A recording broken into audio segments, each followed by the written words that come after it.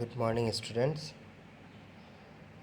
Once again, this video is for class 9th, and we will continue the chapter of A Truly Beautiful Mind.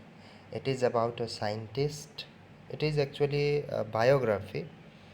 We will continue from the point of 7. Okay, let's start. Point 7 we have completed, na? No, point 7. He also felt a special interest in a fellow student, Mileva Marek, whom he found to be clever creature. This young Serb had come to Switzerland because the university in Zurich was one of the few in Europe where women could get degrees. अब ये सिर्फ इनको math और science में ही interest नहीं था, बल्कि एक उनका फेलो स्टूडेंट था, मीन्स क्लासमेट था, उनमें भी इंटरेस्ट था, और उनके बारे में वो कह रहे हैं कि वो क्लेवर क्रिएचर था.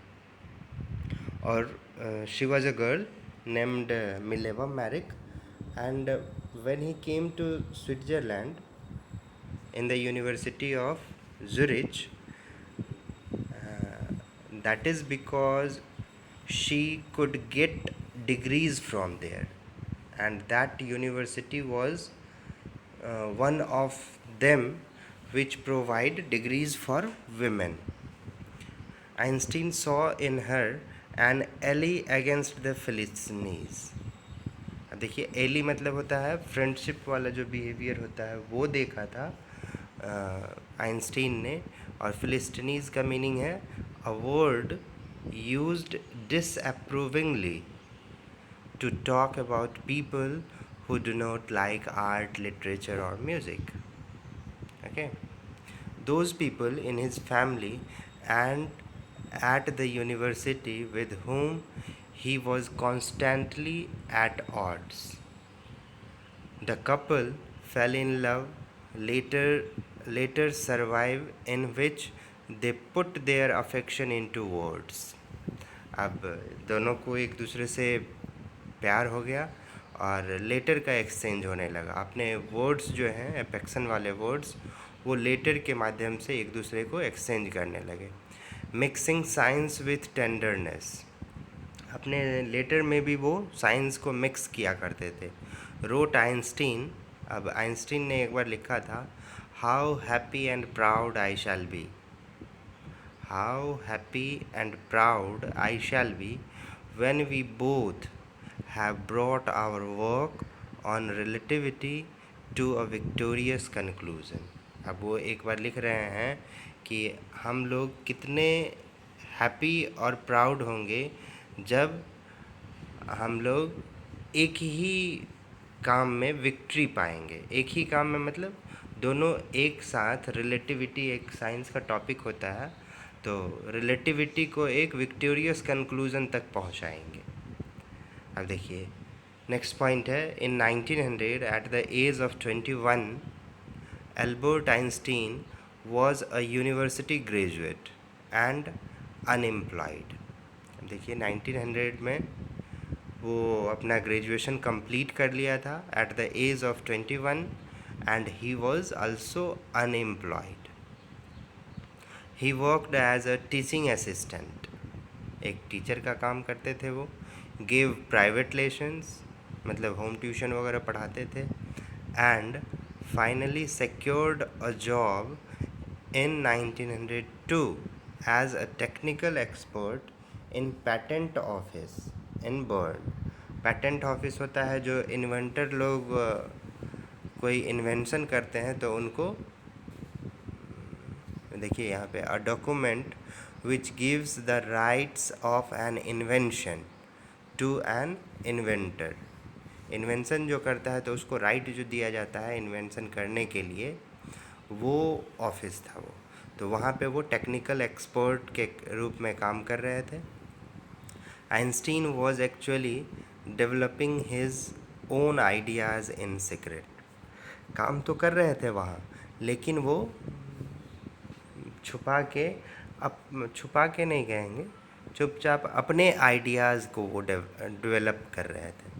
Einstein he is said to have jokingly called his desk drawer at the work the Bureau of Theatrical Physics।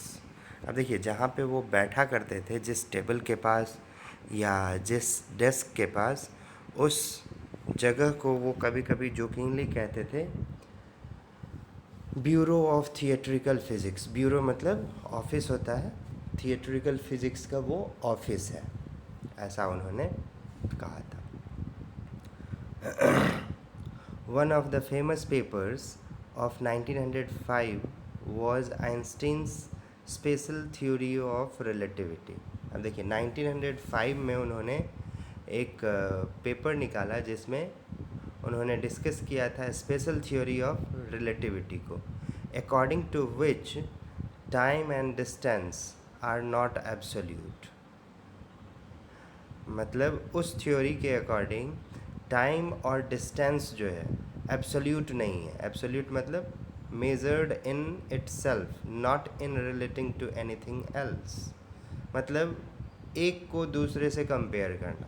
Okay, indeed two perfectly accurate clocks will not continue to show the same time if they have come together again after a journey, if one of them has been moving very fast relative to the other। अब देखिए, यहाँ पे उन्होंने एक example के तौर पर बताया है कि दो घड़ियाँ हैं और दोनों घड़ी में एक्यूरेट टाइम है, और एक घड़ी जो है बहुत ही फास्ट मूव करके एक जर्नी कंप्लीट करके आई है उसके बाद, और एक घड़ी, दूसरी घड़ी जो है वो रेस्ट पोजीशन में है। तो दोनों घड़ी की जो क्या कहते हैं टाइम होगा वो डिफरेंस हो जाएगा। तो इसलिए इस चीज़ को उन्होंने कहा है special theory of relativity. From this followed the world's most famous formula. और इसी स्पेशल थ्योरी ऑफ रिलेटिविटी से एक फार्मूला जो है डेवलप किया उन्होंने, which describes the relationship between mass and energy, जो मास और एनर्जी को के रिलेशनशिप को बताता है। तो उसको आप लोग पढ़े होंगे, E = mc²। इसमें E जो है इंडिकेट कर रहा है एनर्जी को, M कर रहा है मास को, और C speed of light in a vacuum, उसको इंडिकेट कर रहा है। Now after that next, while Einstein was solving the most difficult problems in physics, his private life was unraveling। unraveling मतलब started breaking down, मतलब कमज़ोर होने लगा था, वीक होने लगा था उनका पर्सनल लाइफ, प्राइवेट लाइफ जिसको कहेंगे हम। जबकि वो साइंस में बड़े बड़े डिफ़िकल्ट प्रॉब्लम्स को सॉल्व कर रहे थे, लेकिन अपने खुद के लाइफ को वो नहीं बचा पा रहे थे। Albert had wanted to marry Mileva Merrick right after finishing his studies. Okay, when he finished his studies? In 1900, yes, he became graduate at that time.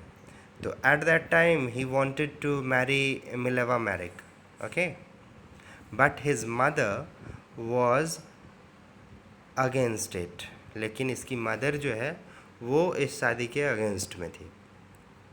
She thought Mileva, who is 3 years older than her son, was too old for him। अब वो सोच रही थी उसकी mother कि Mileva Maric जो है 3 साल इसके बेटे आइंस्टीन से बड़ी है, जो कि बहुत बड़ी है। That's why she was against. She was also bothered by Mileva's intelligence, और मिलेवा मैरिक भी बहुत ही इंटेलिजेंट थी, तो वो जो इंटेलिजेंट है इसलिए भी उसको बॉदर्ड हो रहा था। बॉदर्ड में होना मतलब परेशान होना। She is a book like you, his mother said. उसकी मदर कभी कभी कहती थी वो भी तुम्हारे तरह एक बुक है। Einstein put the wedding of. और यही रीज़न था कि आइंस्टीन ने उस समय अपनी उस शादी को ऑफ कर दिया था, मना कर दिया था, पोस्टपोन कर दिया था. So let it be for today. Next day we will continue from the point of 11, and we will complete that.